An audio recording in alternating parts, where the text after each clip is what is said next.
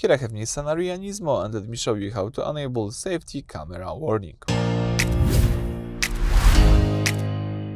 So at the very beginning, let's start by using the home screen. Then let's find and select the navigation button. If you tap the navigation, now you've got access to the navigation app. Let's select here the settings. The setting is located right here at the top of the screen. And if you tap the settings, you will get access to the navigation settings. Select here safety guide settings right here. And now you can enable or disable one of the following features. Let's enable the second one, safety camera warning. Let's use this toggle, this switcher.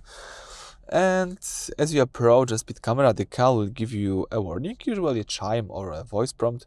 It often triggers a few hundred meters before you reach the camera to ensure you are driving at a correct speed. Of course, the purpose, this prevents you from accidentally speeding past a camera if you aren't looking at the screen, of course. So I think it's quite useful. It's good to have this safety feature enabled to hear that you are approaching this speed limit camera.